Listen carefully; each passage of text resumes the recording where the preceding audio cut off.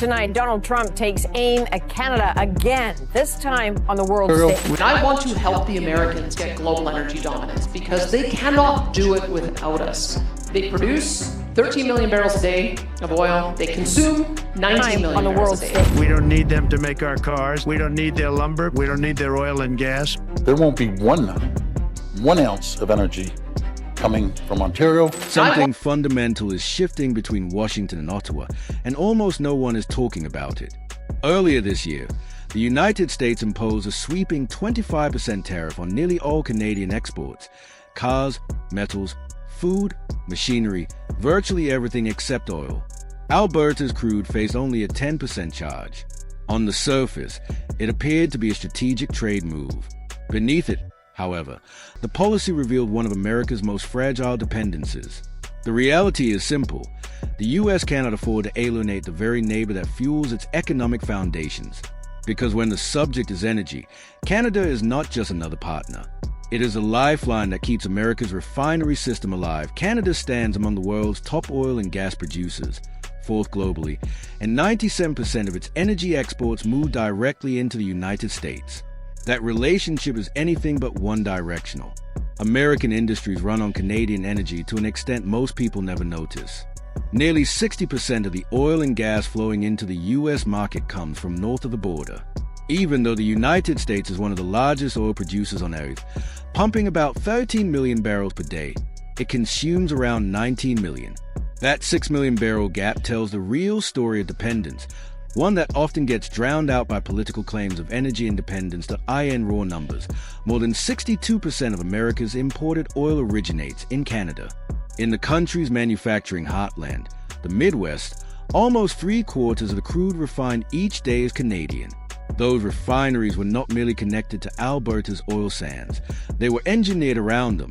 Decades of investment-shaped facilities designed specifically to process one type of heavy, sulfur-rich crude that few other producers can supply in the same volume or reliability. If that flow were ever disrupted, large portions of America's energy network would slow or shut down entirely, sending economic shockwaves across multiple sectors. This is what makes Washington's selective tariff strategy so revealing. The U.S. government built a trade wall around nearly every Canadian export except the one product it cannot afford to lose. That exemption reflects a quiet, unspoken reality. Canadian oil is a thread holding together some of the most important parts of the American industrial system. What people outside the energy sector rarely understand is how deeply the two economies are bound by engineering itself. Most refineries in the Midwest and the Gulf Coast, classified as Petroleum Administration Districts 2 and 3, were custom-built for Alberta's dense crude. Engineers often describe these facilities as hardwired. They cannot simply switch to lighter feedstock from Texas or the Middle East without undergoing massive redesigns. Any reconfiguration would take years, cost billions, and still result in reduced efficiency. As one analyst put it bluntly, without Canadian crude, the U.S. could not operate many of its own refineries. While Washington tries to signal toughness through tariffs, Canada has quietly strengthened its position. In May 2024, the long-delayed Trans Mountain expansion project finally went online. The new capacity rose to 890,000 barrels per day, nearly triple the original line. For the first time in history, Canadian oil could reach global markets without passing through the United States. Tankers began sailing directly from the Pacific coast, carrying Alberta's crude across the ocean instead of funneling it into the American system. By mid-2025, Canadian oil exports outside the United States reached roughly 400,000 barrels per day, a dramatic increase from about 80,000 just a year earlier. China quickly emerged as the largest new customer, becoming one of Canada's most valuable buyers in a matter of months. This was not only about selling more crude, it was about redrawing the map of global supply. Every barrel redirected westward rather than south represents a small but meaningful shift in leverage, proof that Alberta's resources no longer exist solely to serve U.S. demand. This evolution highlights a striking paradox. Every time Washington raises tariffs on Canadian goods, it ultimately risks hitting its own economy. Some economists call it the mirror wall, a policy boomerang in which protectionist measures rebound back onto domestic industries. Energy analysts describe the situation as a self-imposed constraint, a trade system that traps the United States within the limits of its own infrastructure. Even the electricity grid shows this dependency. Each year, The U.S. imports about 33 terawatt-hours of Canadian electricity, a critical supply that supports manufacturing, defense production, AI computing, and heavy industry. A disruption in that flow would not remain contained within the energy sector. It would ripple through state economies, affecting factory output and employment. In industrial centers like Illinois, Indiana, and Ohio, where plants rely heavily on affordable, stable energy from Canada, tariffs meant to protect American workers could unintentionally burden them. As Washington tightens trade barriers, it risks cornering itself inside a loop of rising costs and declining competitiveness. Ottawa, meanwhile, has taken a very different approach, one focused on adaptability rather than retaliation. Prime Minister Mark Carney's administration has framed this moment as the end of one-directional energy dependence. Canada, it argues, can lead as both a major oil supplier and a pioneer in clean technologies. Instead of treating energy as a weapon or a vulnerability, the government is using it as a tool of diplomacy. Under a new tiered engagement framework, Canada is expanding partnerships across Asia, emphasizing both energy and digital infrastructure. The strategy is not about choosing sides. It is about becoming valuable enough that no one can afford to ignore Canada's role. The Trans-Mountain expansion lies at the center of this vision. By opening access to Pacific markets, it narrowed the long-standing price gap between Western Canadian Select and West Texas Intermediate, allowing producers like Suncor and Cenovus to earn billions more in revenue. This additional income is not merely boosting corporate balance sheets. It is fueling a broader national strategy known as the Made in Canada Energy Corridor.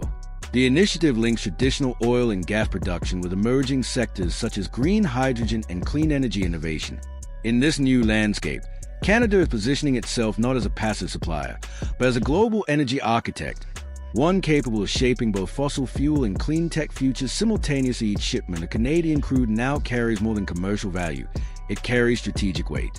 Canada is no longer operating as a supplier shaped solely by American demand. It is emerging as a global actor negotiating from a position of growing strength. While the United States turns inward behind layers of tariffs and trade barriers, international investors are increasingly turning their attention northward, drawn to a country that offers predictability and balance. In a volatile world, that steadiness has become one of Canada's most powerful assets. Analysts describe Canada as a stability buffer in the global energy landscape, a counterforce to the uncertainty that defines many other regions. Buyers are choosing Canadian supply not because it is the cheapest option, but because it is consistent, transparent, and reliable. Even major international benchmarks reflect that confidence. The OECD's Digital Services Trade Restrictiveness Index places Canada's energy governance at 0, fully open and transparent by G7 standards. Such openness reduces risk for foreign investors and encourages long-term commitments that can withstand political turnover.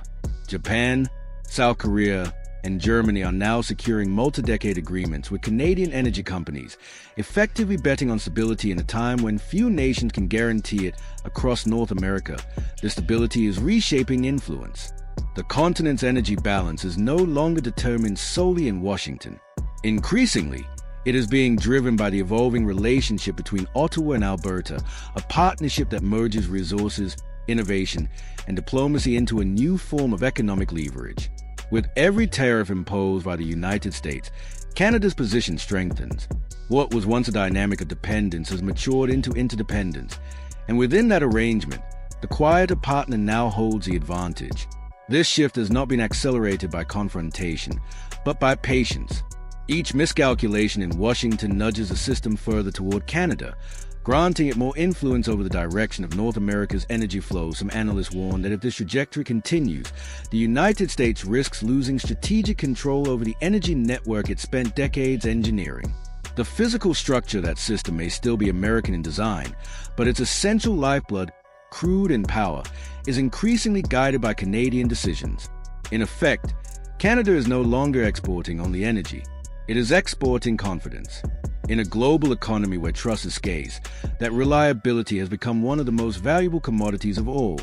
This evolving balance of power formed part of the backdrop during a nearly 3-hour Supreme Court hearing in which the U.S. government's top lawyer, Solicitor General D. John Sauer, defended the legality of former President Donald Trump's tariff actions. Sauer argued that a 1977 statute known as the International Emergency Economic Powers Act gave the president broad authority to regulate trade during national emergencies originating outside U.S. borders and threatening national security or economic stability. Trump had invoked that law in February, claiming that foreign nations were enabling the flow of fentanyl and other drugs into the United States, creating an extraordinary threat. He used the same justification to impose a 25% tariff on imports from Canada and Mexico, alongside a 10% tariff on goods from China, later adjusting those rates after meetings with foreign leaders. Throughout the hearing, the justices pressed the administration's arguments. Chief Justice John Roberts noted that the statute never mentions tariffs and questioned whether the administration had stretched the law beyond what Congress intended. Justice Elena Kagan followed by pointing out that although the law grants a president certain emergency powers, imposing tariffs was never explicitly included. Justice Amy Coney Barrett, despite being a Trump appointee, voiced skepticism as well, asking Sauer why such a broad range of countries, including China and Spain, had been targeted under a single emergency rationale. Sauer responded by claiming that the lack of trade reciprocity created a universal threat to U.S. economic security, an explanation that appeared to leave some on the bench unconvinced. Justice Sonia Sotomayor was even more blunt, reminding Sauer that arguing tariffs are not taxes contradicts basic economic reality. Government data reinforced her point. By late August, the tariffs implemented under the emergency law had already generated around $89 billion for the U.S. Treasury. Chief Justice Roberts suggested that the court might apply the Major Questions Doctrine, which limits executive agencies from taking major actions without explicit congressional approval. That doctrine had previously been used to strike down President Joe Biden's student loan forgiveness program, raising the possibility of similar constraints on Trump's use of trade powers. Sauer countered that such limits could undermine presidential authority in foreign policy. Still, the tone of the panel made clear that the court was weighing significant boundaries on unilateral executive action, an outcome that could reverberate well beyond the United States.